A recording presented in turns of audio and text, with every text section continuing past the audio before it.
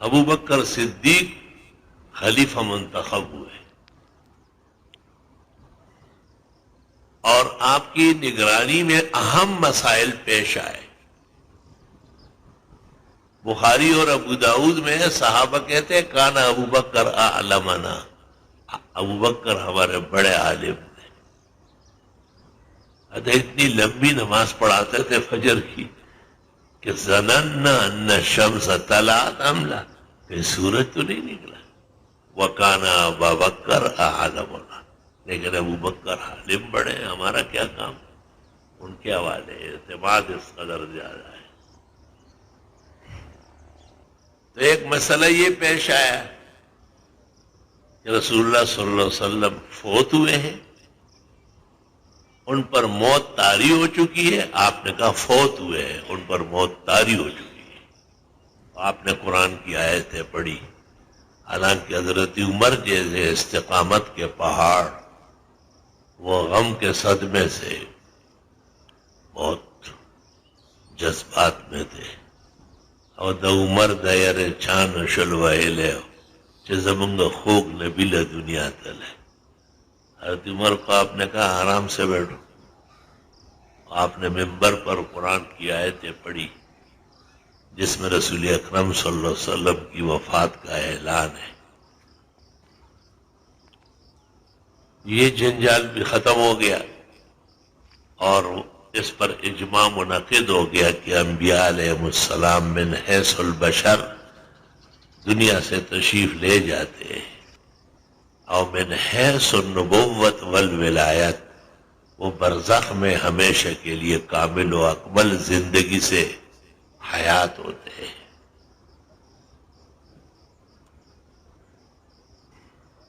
پھر یہ مسئلہ پیش آیا کہ آپ کو نہلایا جائے گا. کہا نہلایا جائے گا. کیسے؟ کا کپڑوں سمیت. پھر آپ کے لیے قبر کون سی بنے گی؟ کا لحد بنے گی. اور اس شخص کو بلایا جو لحد کھودنے والا ہے.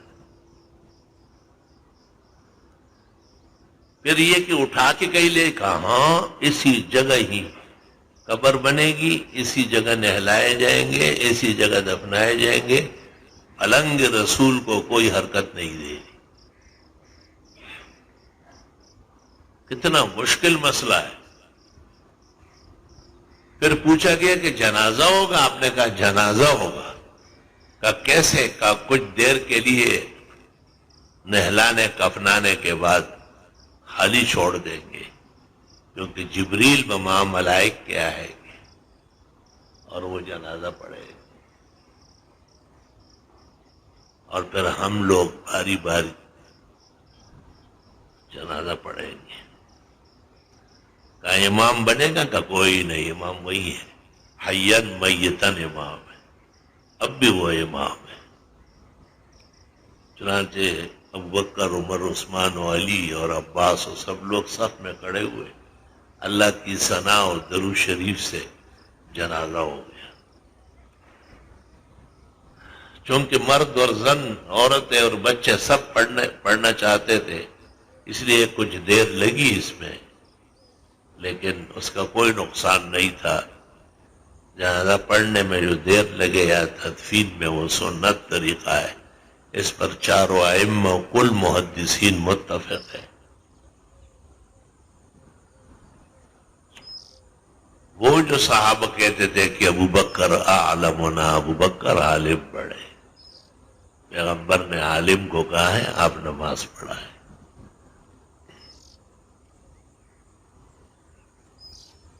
خلیفہ منتخب ہوئے اور 3 کام خطرناک قسم کے سامنے آئے.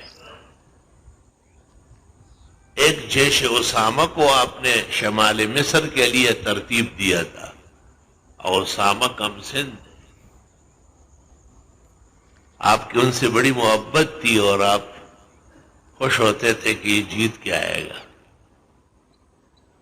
وفات کے ساتھ صحابہ کو فکر ہوئی کہ یہ معجزہ حیات تک نہ ہو.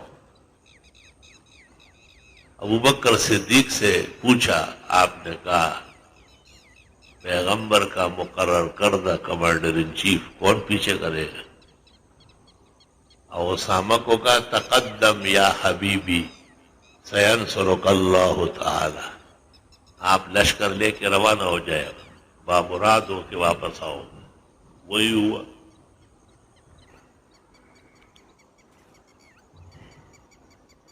اور مسیلمہ نے نبوت کاذبہ کا دعویٰ کیا تھا، اب پیغمبر کو خط لکھا تھا کہ ہموار زمین میں آپ کام کرے اور پہاڑ میرے حوالے کرے۔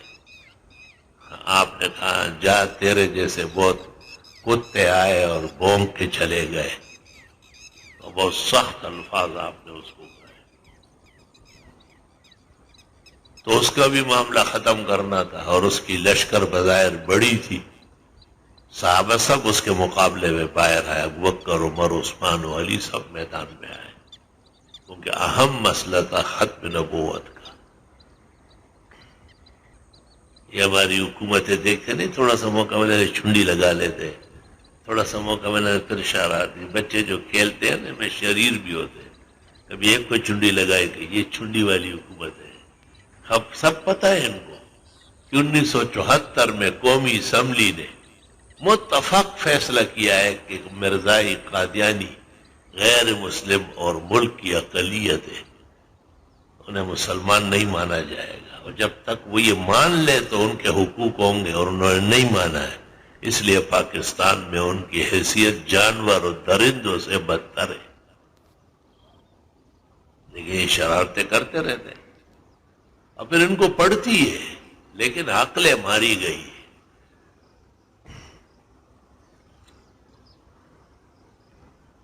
اس کے مقابلے میں بھی صحابہ گئے اور اس کو قتل کرا کے آ گئے۔ ایک جماعت ایسی پیدا ہوئی تھی جو کہتے تھے کہ یہ جو زکوٰۃ ہے یہ نبی کے زمانے تک دی جاتی تھی، نبی کے وصال کے بعد کسی اور کو زکوٰۃ لینے کا حق نہیں ہے۔ بعض بڑے صحابہ عمر جیسے لوگوں نے کہا کہ ان کو ابھی رہنے دے، تو گھر کے لوگ ہیں، آپ نے کہا نہ، آج زکوٰۃ کا انکار ہوا ہے، کل نماز کا انکار ہو جائے گا، دین اسلام میں کمی آئے گی اور ابوبکر زندہ ہوگا، یہ نہیں ہوگا۔ لو قاتلن من فرق بین الصلاۃ والزکوٰۃ، ان کو بھی سیدھا کر دیا گیا۔ یعنی ابوبکر کا انتخاب جو ہوا ہے اور ابوبکر صدیق کی جو خلافت ہے وہ کس قدر برحق خلافت، پورا عالم اسلام خوش ہو۔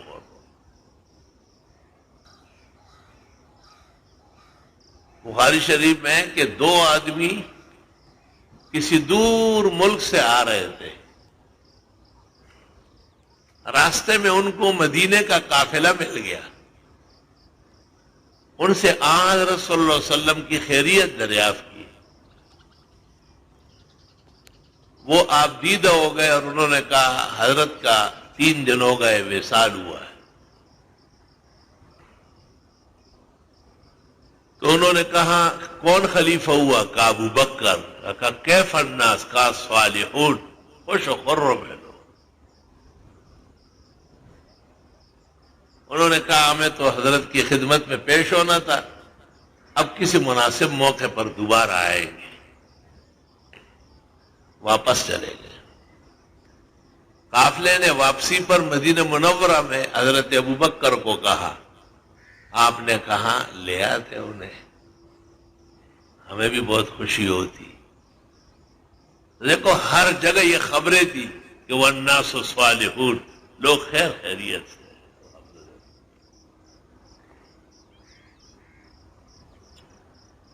اور ابوبکر صدیق جب بیمار ہوئے اور اندازہ یہی ہوا کہ شاید وصال کے لمحے قریب ہے،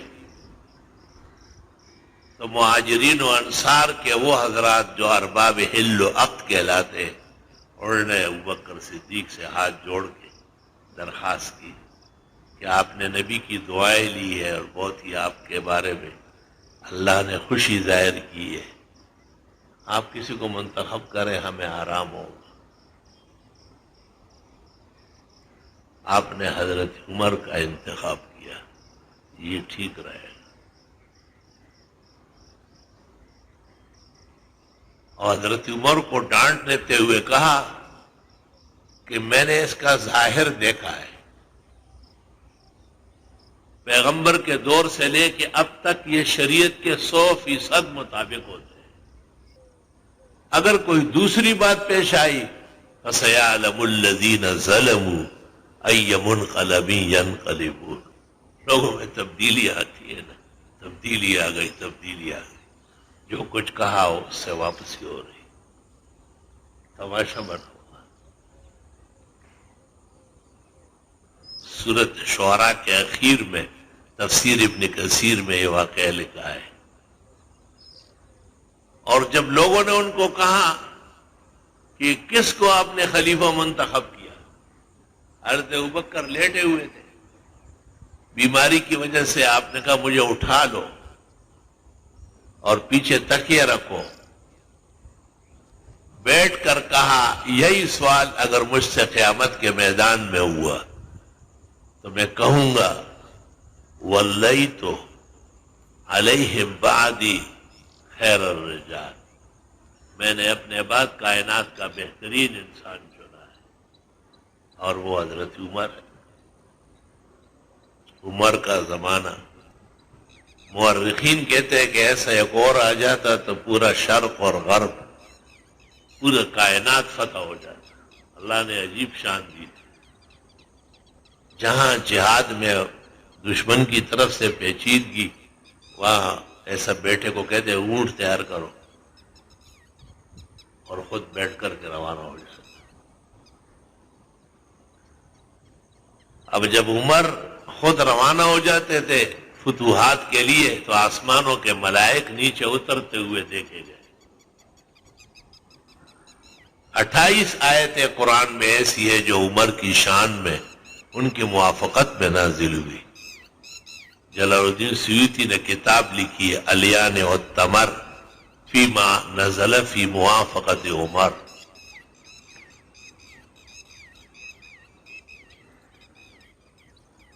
بہترین زمانہ تھا عمر کا، اور ہر جگہ سے عدل کی آواز آتی تھی۔ حضرات صحابہ کے ساتھ تشریف فرماتے اور احد پہاڑ بونچال سے ہلنے لگا، آپ نے کہا یہ کیا ہو رہا ہے، اور تلوار ایسی دہ ماری زمین پر، کہا علم یا دل علیہ کی عمر کے عدل کے ہوتے ہوئے کیسے زلزلے آ رہے ہیں۔ علماء کہتے ہیں آپ کی خلافت کے دورانیے میں پورے عالم میں کوئی زلزلے کا جھٹکا نہیں آیا۔ اللہ تعالیٰ نے ایسی شان دی تھی، ایسی سچائی دی تھی، ایسی قوت ایمان دی تھی، اپنے رسول اور نبی کو راضی کر کے رخصت کیا تھا۔ جب حضرت عمر رضی اللہ تعالیٰ عنہ کی شہادت ہو رہی تھی اور طبیب نے کہا کہ وہ نبیذ پلایا گیا باہر آیا، اونٹنی کا دودھ پلایا گیا باہر آیا، اوصِ یا امیر المومنین، حضرت وصیت فرما، وقت کم ہے۔ اس دوران آپ نے 6 صحابہ کو کہا کہ تم ایک کو چن لو۔ انہوں نے حضرت عثمان کو چنا، بخاری میں موجود ہے،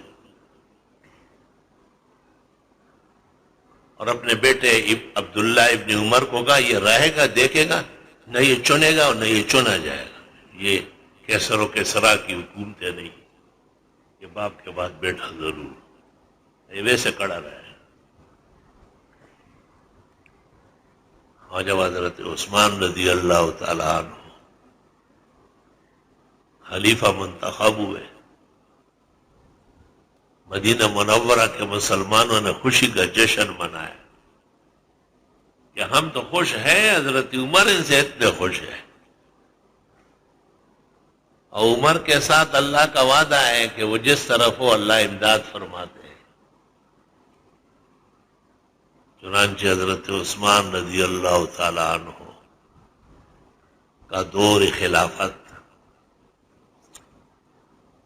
حضرت عمر کی شہادت سے کچھ بلوائیوں نے اور شریر لوگوں نے اسلام اور خلافت اسلام کے خلاف باتیں بنانا شروع کیا تھا، لیکن کمزور تھے۔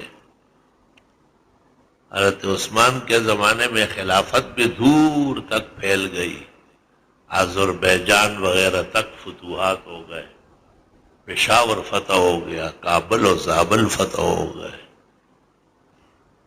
ابو داؤد میں عبد الرحمن بن سمرہ کے بارے میں کہ صلی بنا صلاۃ الخوف بکابل۔ کام جب بہت زیادہ آگے بڑھے تو پھر کچھ افراد میں بھی کمی زیادتی ہو جاتی ہے۔ جب حضرت عثمان رضی اللہ تعالیٰ عنہ کو ظالموں نے اور مفسدوں نے بلوائیوں نے شہید کیا تو پھر حضرت علی قاعدے کے مطابق خلیفہ منتخب ہوئے، لیکن مدینہ منورہ میں ام المومنین عائشہ کو یہ اشکال تھا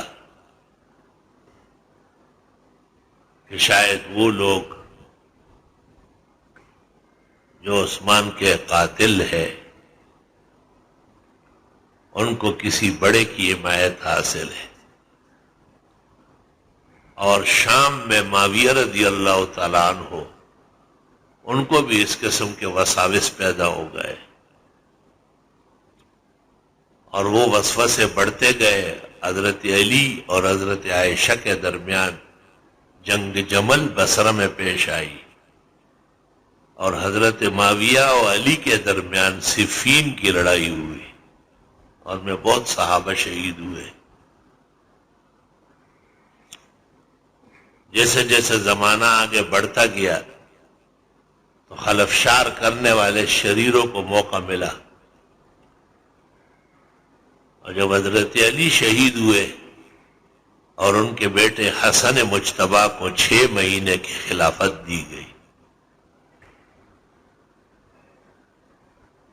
اور حضرت حسن مجتبیٰ نے ایک عجیب کارنامہ انجام دیا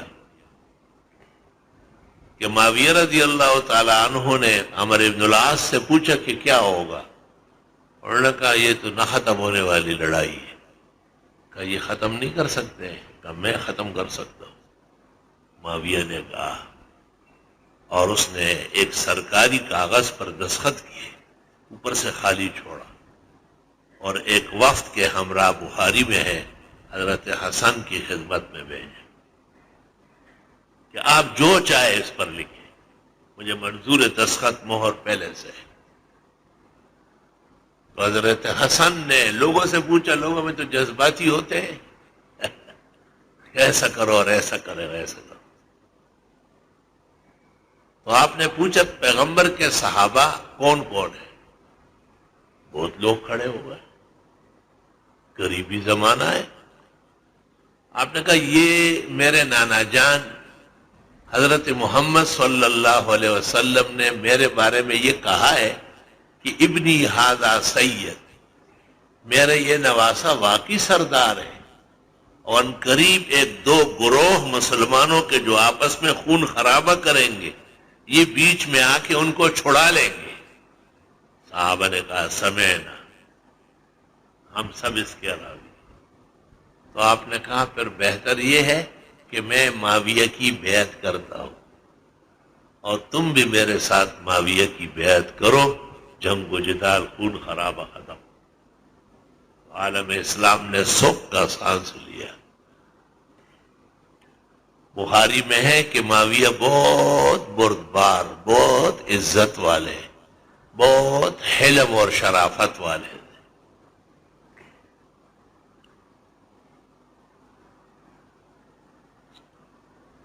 معاویہ رضی اللہ تعالیٰ عنہ کو ایسے لوگ آگے آئے جنہوں نے یہ مشورہ دیا کہ اگر آپ ایسے ہی دنیا سے گئے اور آپ نے اپنے بیٹے کو خلیفہ نہ بنایا تو پھر خون خرابہ ہوگا۔ اس پر شام و دمشق کے لوگ تو متفق تھے، پھر آپ نے مکہ و مدینے کو بھی اعتماد میں لینے کی کوشش کی۔ اس میں جو لوگ خفا رہے ان میں حضرت حسین رضی اللہ تعالیٰ عنہ بھی ہے، اور ان کے ساتھ ان کے خاندان کا ایک مختصر طبقہ ہے.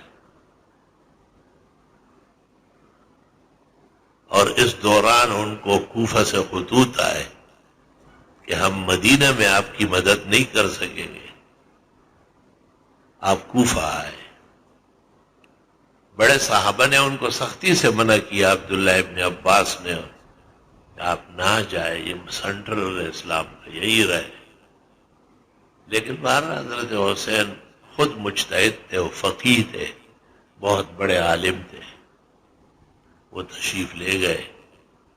آپ کے وہاں پہنچنے کے ساتھ ہی کوفے کے لوگوں کو یزیدی حکومت کی طرف سے دھمکا دیا گیا اور وہ صحیح طرح ساتھ دینے کے حق میں نہ رہے. دریائے فرات کے کنارے آپ قافلے سمیت رک گئے. یزیدی افواج آپ سے مطالبہ کرتی تھی عبید اللہ ابن زیاد کے حکم پر کہ آپ بیعت کر لیں. آپ نے کہا اس شخص کی بیعت کیسے ہوگی جو دربار کو شریعت سے آزاد سمجھتا ہے. اور آپ نے 2-3 دفعہ کہا بھی کہ مجھے یزید سے ملاؤ، میں اس کو سمجھا سکتا ہوں. لیکن عبید اللہ ابن زیاد جو وہاں کا مقامی گورنر تھا وہ بہت زیادہ شرپسند تھا. اس نے کہا اگر یزید سے یہ ملا تو یزید حکومت کا تاج اس کے پیروں میں رکھ دے گا، یہ اتنا معزز و مکرم ہے، اور پھر ہماری خیر نہیں ہوگی جو ہم نے اتنے دن تک اس کو دریائے فرات کے کنارے تکلیفوں میں رکھا ہے.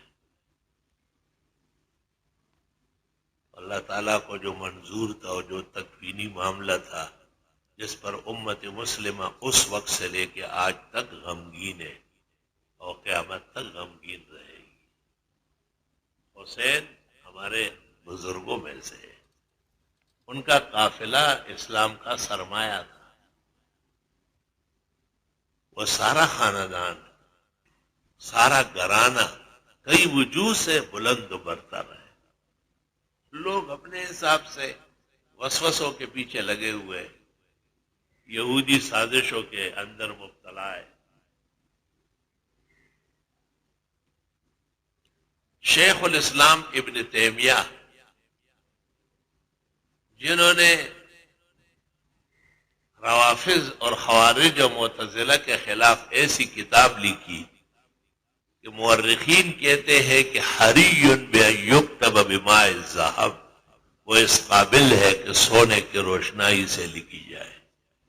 منہاج السنت النبویہ فی رد الشیعۃ والقدریہ، دروغوں کے خلاف.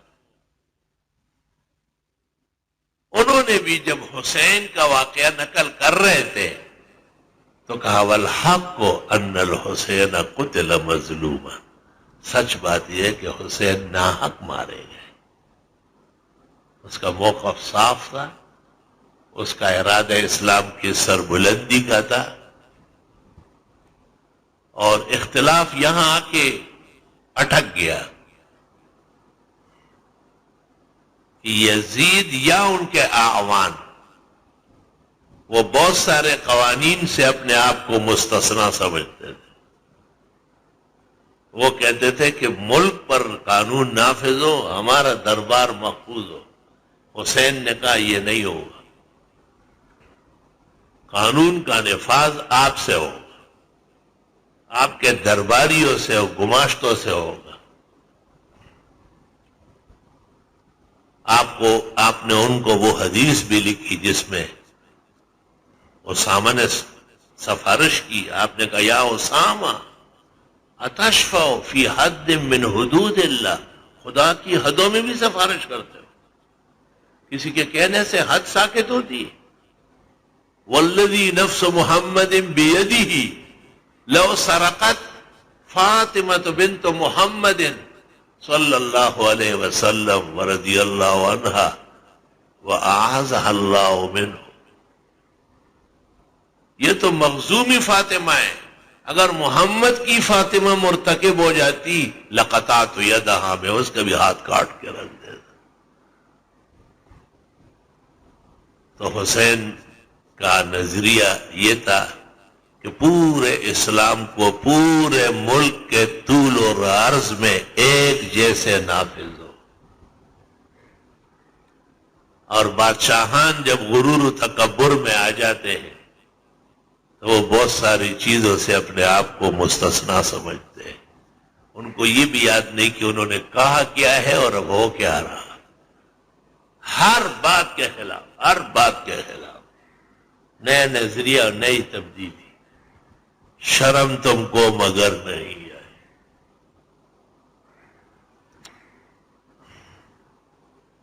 تو اس قسم کے واقعات میں عموماً مورخین سے زیادتی بھی ہوتی ہے، اور صحیح علم تک پہنچنا ہر ایک کا کام نہیں، صحیح عالم کا، راسخ عالم کا کام۔